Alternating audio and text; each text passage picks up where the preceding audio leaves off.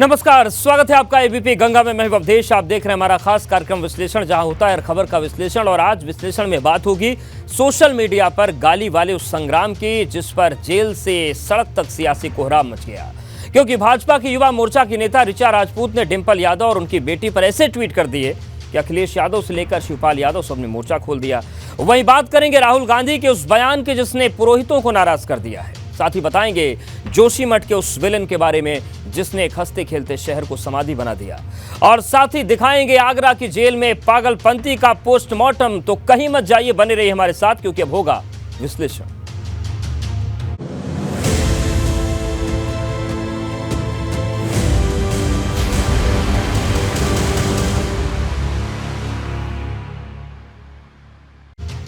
आज विश्लेषण में सबसे पहले बात सपा भाजपा में छिड़े सियासी महाभारत की, क्योंकि एक दिन पहले सपा के ट्विटर हैंडल चलाने वाले मनीष अग्रवाल को पुलिस ने गिरफ्तार किया। हालांकि सपा के विरोध के बाद मनीष अग्रवाल को रिहा कर दिया है, लेकिन सपा ने भाजपा की युवा मोर्चा की नेता ऋचा राजपूत के खिलाफ मोर्चा खोल दिया, क्योंकि ऋचा राजपूत ने कुछ ऐसे ट्वीट किए थे जिसमें डिंपल यादव और उनकी बेटी अदिति का नाम लेकर अभद्र टिप्पणी की गई। इस पर न सिर्फ अखिलेश यादव बल्कि पूरी समाजवादी पार्टी सड़क पर उतर आई है।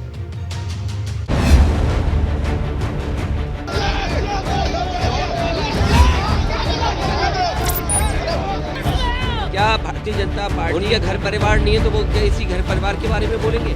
सोशल मीडिया पर गाली संग्राम, सपा भाजपा में सियासी महाभारत।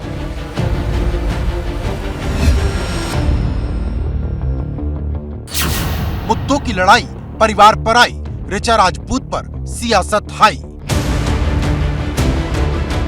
हमारे परिवार के बारे में बोलेंगे, हमारी बेटी के बारे में बोलेंगी। समाजवादी पार्टी और भाजपा के बीच जारी जंग ने उत्तर प्रदेश की राजनीति में भूचाल ला दिया है, क्योंकि जब से समाजवादी पार्टी के ट्विटर हैंडल चलाने वाले मनीष जगन अग्रवाल गिरफ्तार हुए, समाजवादी पार्टी ने भाजपा युवा मोर्चा की सोशल मीडिया प्रभारी ऋचा राजपूत की गिरफ्तारी को लेकर नई जंग छेड़ दी। समाजवादी पार्टी ऋचा राजपूत की उन ट्वीट पर लाल नजर आ रही जिसमें डिंपल यादव और उनकी बेटी अदिति यादव पर अभद्र टिप्पणी की गई। अब इसी को लेकर अखिलेश यादव न सिर्फ हमलावर हैं, बल्कि वो सूबे की सरकार को खुली चुनौती दे रहे हैं। क्या भारतीय जनता पार्टी उनके घर परिवार नहीं है तो वो क्या इसी घर परिवार के बारे में बोलेंगे? क्या वो हमारे परिवार के बारे में बोलेंगे, हमारी बेटी के बारे में बोलेगी? ये किसने आजादी दी? किसकी ताकत पे वो बोल रही है? वो ताकत बीजेपी ने दी है, बीजेपी बुलवाती है। क्या मुख्यमंत्री के सहारे पे नहीं बोल रही है वो महिला? अगर मुख्यमंत्री जी का परिवार नहीं है तो दूसरे के परिवार पे अगर बोला जा रहा है तो वो चुप बैठे हैं, वो खुश हो रहे हैं इस बात को लेकर के, अपनी पुलिस आगे कर दे रहे हैं। जब उन पे शब्द खत्म हो गए, जब नहीं लड़ सकते हो तो पुलिस आगे करते हो, पुलिस आगे करके लड़ाई लड़ रहे हो आप। मैं तो आपसे कहूंगा कि आप वो महिला, वो भारतीय जनता पार्टी के लोग जो शब्द लिख रहे हैं, क्या वो लिखने चाहिए शब्द उनको? क्या आप मुख्यमंत्री आवास को गंगाजल से नहलाएंगे आप? समाजवादी पार्टी सवाल उठा रही कि जिस तरह का एक्शन मनीष अग्रवाल पर हुआ, वो तेजी ऋचा राजपूत को लेकर क्यों नहीं हुई। अब इसी को लेकर समाजवादी पार्टी के प्रदेश अध्यक्ष नरेश उत्तम पटेल ने ऋचा राजपूत के खिलाफ लखनऊ के हजरतगंज थाने में एफआईआर दर्ज कराई है। वहीं एफआईआर दर्ज होने के बाद ऋचा राजपूत की सफाई आई है, जो अपनी अभद्र टिप्पणी को क्रिया की प्रतिक्रिया बता रहे हैं।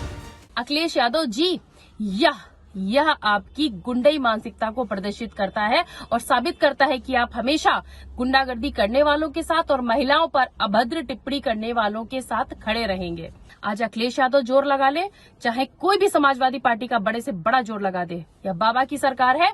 जो भी सही है, इंसाफ होगा, न्याय होगा। और अगली बार सही है, किसी भी महिला पे अभद्र टिप्पणी करने से पहले 100 बार सोचेंगे कि उनका घर है वहां पर, जो कभी भी कुर्क हो सकता है और उस पर बुलडोजर चल सकता है।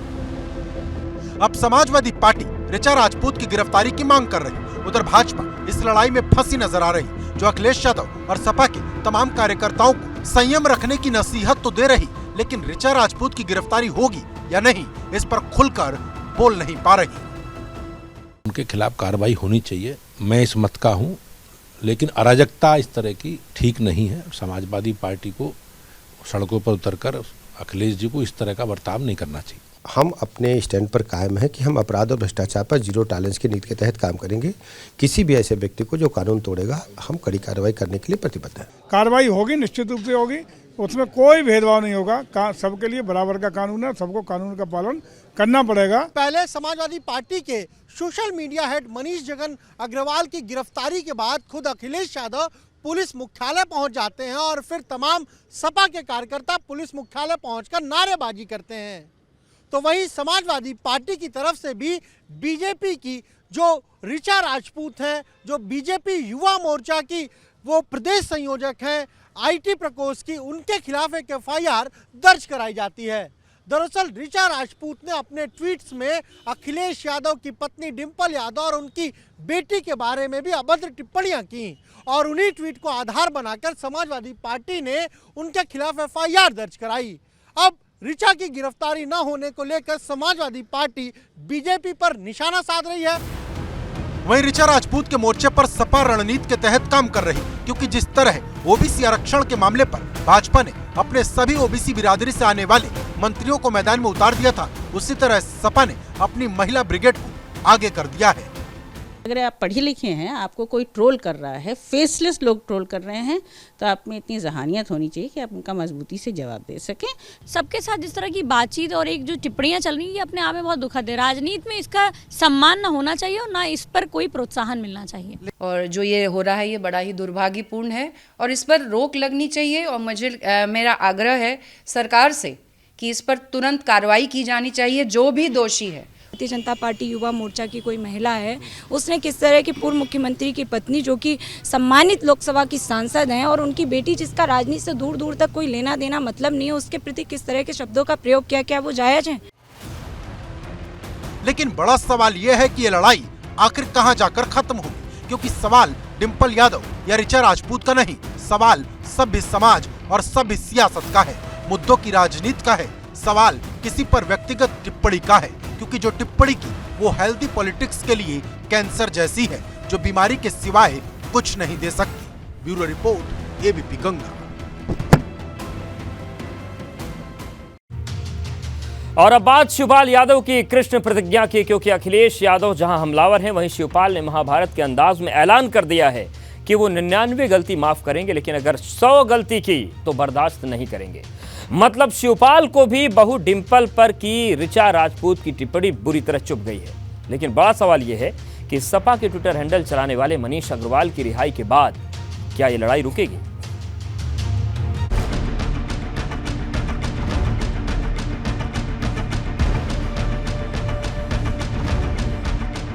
शिवपाल की कृष्ण प्रतिज्ञा, 100वीं गलती पर चलेगा सुदर्शन।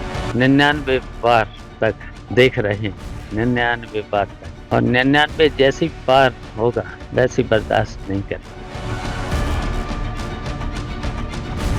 बहू डिंपल के सम्मान में शिवपाल उतरे मैदान में। जो भी राजनीति में स्वस्थ परंपराएं होती हैं ना, तो भारतीय जनता पार्टी स्वस्थ परंपराओं को खत्म कर रही है।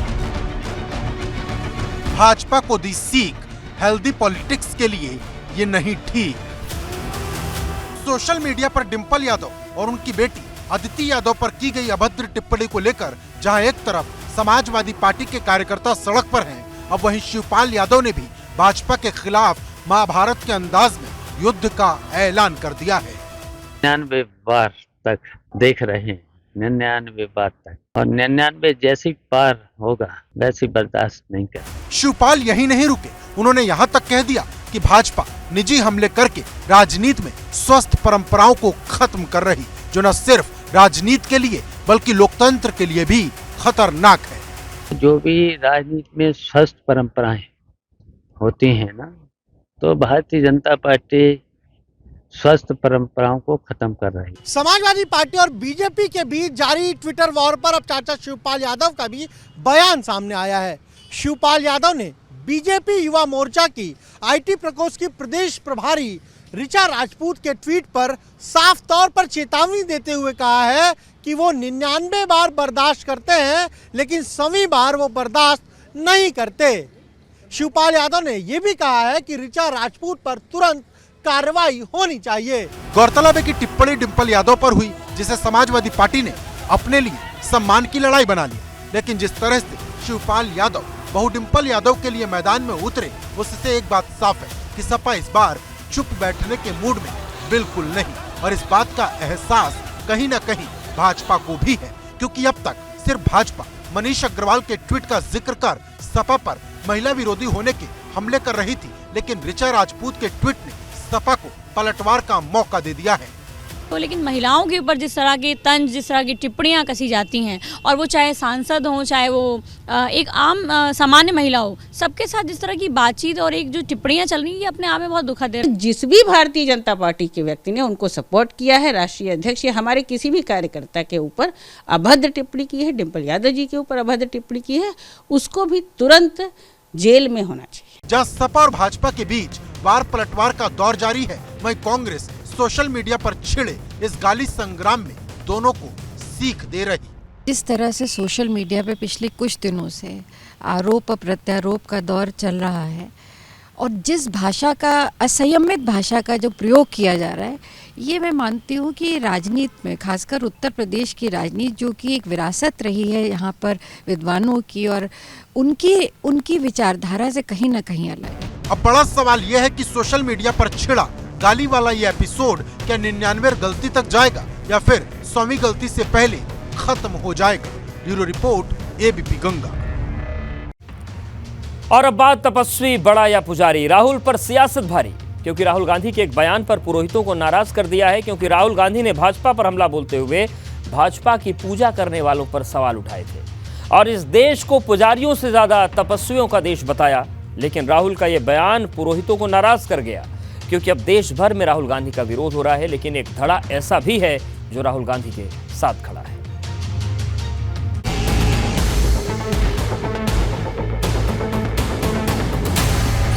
तपस्वी बड़ा या पुजारी, राहुल गांधी पर सियासत भारी।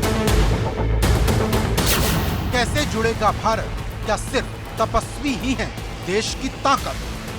वैसे तो यह देश सबका है, लेकिन कांग्रेस ने राहुल गांधी के एक बयान ने सवाल खड़ा कर दिया है कि क्या इस देश पर सिर्फ तपस्वियों का हक है? क्या इस देश की पहचान सिर्फ तपस्वियों से है?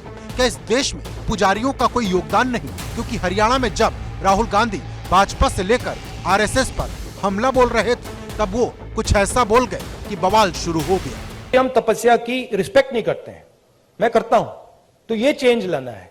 और ये देश तपस्वियों का है, ये देश पुजारियों का नहीं है। रियलिटी इस देश की ये है। राहुल गांधी का ये बयान देश के पुरोहितों को ऐसा नागवार गुजरा कि मोर्चा खोल दिया गया। उधर कांग्रेस को समझ नहीं आ रहा कि वो कैसे इसे डिफेंड करे या फिर चुप रहे। देखिए, यह बात तपस्वियों की है, और यह सही बात तो यह है कि यह देशवासियों का देश है। जो इस देश में रहता सबके है ये देश से, और तपस्वियों का है और पुजारियों का नहीं है, ये कहना गलत है।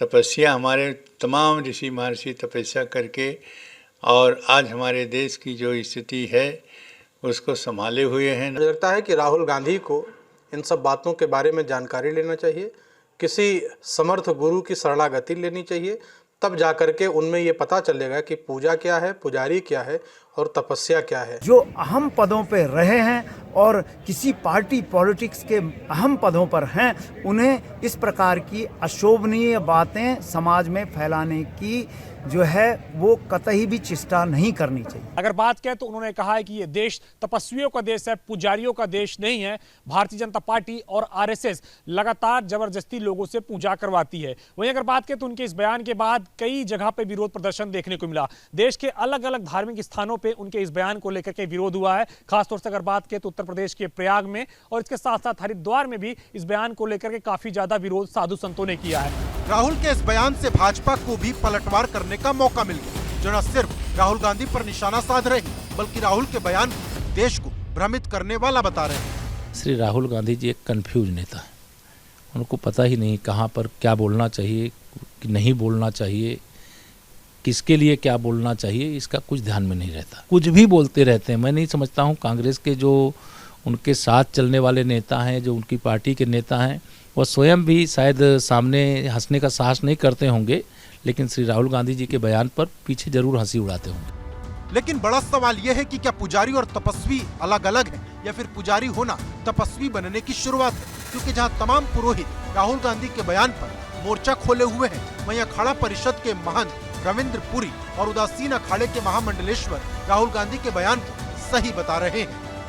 बात सही कही उन्होंने कि तपस्वियों का देश और तपस्वी वही है जो पुजारी होती है। पूजा से ही हम जो है तप की ओर जाते हैं। पहले पूजा होगी, भगवान को मनाएंगे, रिझाएंगे, उसके बाद जब हम बोलेंगे कि अहम ब्रह्मास्मि, कि मैं ब्रह्म हो गया, भगवान मेरे अंदर आ गया, तब हम तपस्या में बैठ जाएंगे, ध्यान में बैठेंगे। इस बयान के संदर्भ में तो यही कहा जा सकता है कि भाई तपस्वी भी अपने आप में ऊंची बात है। पूजा तो सामान्य आदमी भी कर सकता है, जाके फूल चढ़ाया, जल चढ़ाया, पूजा करके आ गए। और तपस्या जो है थोड़ा ऊंची बात, और कोई अंतर नहीं है, भेद कोई नहीं है। राहुल पर हो रहे इन हमलों के बीच राहुल का एक और बयान सुनना जरूरी है, जो उन्होंने पुजारियों और तपस्वियों को लेकर दिया। बीजेपी पूजा का संगठन है, उसको अगर आप पूजा में लगाएंगे उसमें स्ट्रेंथ आती है। अब बीजेपी, अब पूजा दो तरीके की होती है, धर्म की बात कर रहा हूं। पूजा नॉर्मली होती है कि भाई मैं भगवान के पास जाता हूं, मैं उनसे कुछ मांगता हूं, मगर इनिशिएटिव जो पूजा करता है उसका होता है। आरएसएस की पूजा अलग है। आरएसएस चाहता है कि फोर्सिबली उनकी पूजा हो। मोदी जी चाहते हैं, इसलिए वो आपसे नहीं मिलते हैं, कि फोर्सिबली उनकी पूजा हो और देश में सब लोग उनकी पूजा करें। उसका रिस्पांस एक ही हो सकता है, उसका रिस्पांस तपस्या ही हो सकता है, और कोई रिस्पांस नहीं हो सकता। यानी राहुल तपस्वियों और पुजारियों को लेकर अपनी परिभाषा बता रहे थे, लेकिन उसका एक हिस्सा काटकर वायरल किया गया, जिस पर बवाल मचा है। Bureau report, ABP Ganga. अब बात जोशीमठ में सुरंग वाली जंग, पाताल फाड़ पहाड़ का विलेन कौन? क्योंकि जोशीमठ धंस रहा है, लेकिन बड़ा सवाल यह है कि आखिर क्यों यह हंसता खेलता शहर समाधि बनता जा रहा है? क्योंकि स्थानीय लोगों का आरोप है कि एनटीपीसी के हाइड्रो प्रोजेक्ट के लिए खोदी गई सुरंग की वजह से यह शहर धंसता जा रहा है। हालांकि एनटीपीसी इससे इनकार कर रहा है, लेकिन बड़ा सवाल यह है कि सरकार ने 2013 की केदारनाथ बाढ़ और 2021 की ऋषि गंगा बाढ़ से सबक नहीं लिया।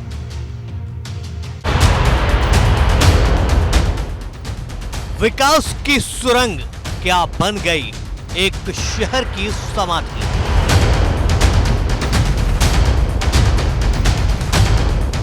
फटती दीवार, दरकते मकान, कहां जाए इंसान।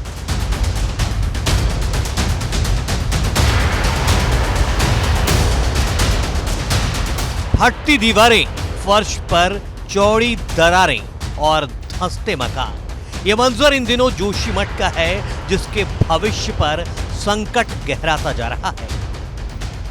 क्योंकि जोशीमठ में कुल 4,500 इमारतें हैं और इनमें से 610 में दरार है, जहां रहना खतरे से खाली नहीं है। अब जोशीमठ एक चुनौती बनकर सरकार के सामने खड़ा है। केवल जो लोग प्रभावित हैं उनको कैसे हम लोग राहत दें, कैसे उनकी सुरक्षा हम लोग करें।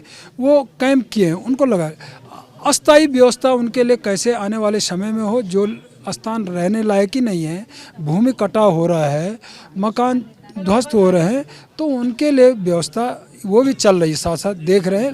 उसके लिए भी हमारा पूरी तरह सर्वे चालू हो रहा है। सरकार ने जोशीमठ शहर को 3 जोन में बांट दिया है, जिसमें एक जोन सुरक्षित है, दूसरा असुरक्षित और तीसरा जोन बफर जोन है। वहीं साफ कर दिया है कि अगर ये दरार एनटीपीसी के प्रोजेक्ट की वजह से है, ये बात अगर रिपोर्ट में आती है, इन्हें तुरंत बंद कर दिया जाएगा। देखिए, जोनेशन करने के लिए हम लोग जीएसआई का मदद लेंगे, क्योंकि जो स्पेशलाइज्ड एजेंसी है वही बता सकते हैं कि कौन सा जगह असुरक्षित है, कौन सा जगह सुरक्षित है और कौन सा जगह दोनों के बीच में है, जो वर्तमान में तो सुरक्षित है लेकिन भविष्य में असुरक्षित बनने की संभावना रहती है। लेकिन बड़ा सवाल यह है कि किसी अनहोनी होने से पहले यहां रह रहे लोगों को किसी सुरक्षित जगह शिफ्ट किया जाएगा, क्योंकि जोशीमठ पर जल्द से जल्द सुनवाई करने के लिए सुप्रीम कोर्ट में याचिका दाखिल की थी, लेकिन सुप्रीम कोर्ट ने तुरंत सुनवाई से मना कर दिया है। दरअसल स्वामी अभिमुक्तेश्वरानंद ने सुप्रीम कोर्ट में याचिका दाखिल की थी, जिसमें उन्होंने कहा था कि जोशीमठ के इस संकट को राष्ट्रीय आपदा घोषित किया जाए और सुप्रीम कोर्ट इसमें हस्तक्षेप करे। हालांकि अभी कोर्ट ने इस पर तत्काल सुनवाई से इनकार कर दिया है और इसे मंगलवार को फिर से याचिकाकर्ता को कहा है कि मेंशनिंग लिस्ट में इसे शामिल करें। इधर जोशीमठ को लेकर सियासत भी खूब गर्म है और ये सियासत उस वक्त और गर्म हो गई जब कांग्रेस प्रदेश अध्यक्ष करण महारा हरीश रावत ने जोशीमठ आपदा प्रभावित क्षेत्रों में पहुंचकर वहां के लोगों से मुलाकात की। जोशीमठ को बचाने को लेकर जहां सियासत गर्म है, वहीं प्रार्थना और दुआओं का दौर भी जारी है। लेकिन बड़ा सवाल यह है कि आखिर ये शहर जमीन में क्यों धंस रहा है, क्यों इसके मकानों की दीवार फटती जा रही है, क्यों सड़क जमीन में धंसती जा रही है। क्या इसके लिए विकास की एक सुरंग जिम्मेदार है, जिसकी वजह से ये हंसता खेलता शहर समाधि बनता जा रहा है? क्योंकि स्थानीय लोगों का आरोप है कि एनटीपीसी के हाइड्रो प्रोजेक्ट के लिए खोदी गई सुरंग की वजह से ये शहर धंसता जा रहा है। हालांकि एनटीपीसी इससे इनकार कर रहा है, लेकिन बड़ा सवाल यह है कि सरकार ने 2013 की केदारनाथ बाढ़ और 2021 की ऋषिगंगा बाढ़ से सबक नहीं लिया है। उत्तराखंड के ज्यादातर इलाके भूकंप प्रभावित हैं और जोशीमठ लैंडस्लाइड से निकले मलबे पर बसा है। इतना ही नहीं, 1971 में भी कुछ घरों में दरारें आई। उस वक्त भी यही कहा गया था कि ज्यादा से ज्यादा पेड़ लगाने की जरूरत है और जोशीमठ में ज्यादा विकास कार्य नहीं करना चाहिए। लेकिन 50 साल पुरानी इस चेतावनी पर ध्यान नहीं दिया, क्योंकि अगर ध्यान दिया होता तो जोशीमठ बर्बादी के इस मुहाने पर न खड़ा होता। एबीपी गंगा के लिए जोशीमठ से रवि कैंतोरा की रिपोर्ट। और बाद जेल में पागलपंती का पोस्टमार्टम, कैदियों के दिमाग से खेल रहे डॉक्टर, क्योंकि आरोप आगरा सेंट्रल जेल में बंद कैदियों ने लगाया है, जिनका आरोप है कि जिस डॉक्टर को उनके इलाज में लगाया गया है वो उनसे पैसे की उगाही कर रहा है। जो कैदी पैसे देते हैं वो बच जाते हैं और जो नहीं देते उसे पागल बना दिया जाता है। अब इस खुलासे से हड़कंप मच गया है।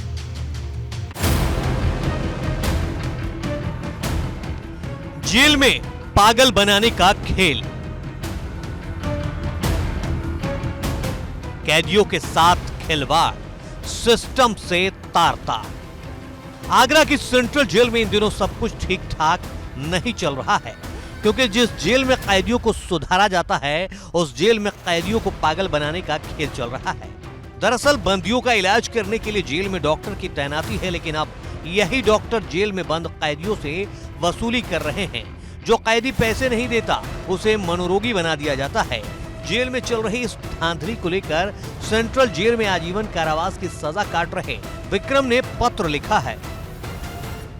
जो कैदी है विक्रम, जिसने ये आरोप लगाया है, उसके मुताबिक भ्रष्टाचार सेंट्रल जेल में चरम पर है। जो कैदी पैसा देता है तो उसको उपचार मिलता है, नहीं तो पैसा नहीं देने पर उसको मेंटल केस साबित कर दिया जाता है।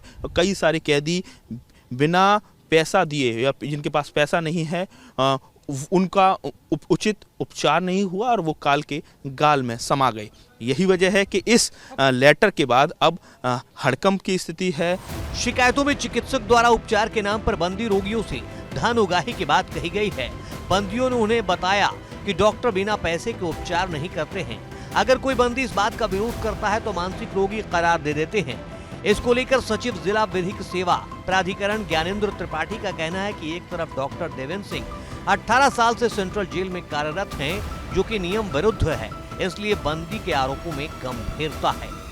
उनका यही आरोप है कि डॉक्टर साहब धन उगाही करते हैं और कोई आवाज़ उठाए बिना पैसे के इलाज नहीं करते हैं। कोई आवाज़ उठाता है तो उसे मेंटल घोषित कर देते हैं। उसने अपनी मेंटल ट्रीटमेंट की दवाएं भी दिखाई हमको। तो हमने इस पर डीजी हेल्थ, प्रमुख सचिव स्वास्थ्य, डीजी प्रिजन सबको जो है पत्राचार कर दिया है और सुनने में आ रहा है कुछ कार्यवाही इस पर हो रही है। जेल में इलाज के नाम पर कैसे भ्रष्टाचार होता है, इसकी भुक्तभोगी पीड़ित महिला शबाना खंडेलवाल हैं। उनके पति रवि खंडेलवाल आज दुनिया में नहीं हैं। उनके मुताबिक इलाज के अभाव में ही उनके पति की मौत हुई थी। को पुलिस सुरक्षा मिलेगी नहीं। आप 3-3 दिन वहाँ पर पैरवी करिए, अपने लोगों को दौड़वाइए, तब वहाँ पर गारद का इंतजाम होता है। अभी आज नहीं है, आज पुलिस की ड्यूटी कहीं और लगी, आज कोई मंत्री जी आ रहे हैं। तो मुझे लगता है कि ये एक बहुत चिंता का विषय है और अंदर जो लोग हैं वो डर के मारे अपनी आवाज़ नहीं उठाते। कुल मिलाकर कैदी की शिकायत के बाद जेलों में भ्रष्टाचार किस कदर है, ये बात जेल की चारदीवारी से बाहर आई है। लेकिन बड़ा सवाल ये है, क्या ये भ्रष्टाचार रुकेगा? क्या कैदियों को पागल बनाने का खेल बंद होगा? आगरा से नितिन उपाध्याय, एबीपी गंगा।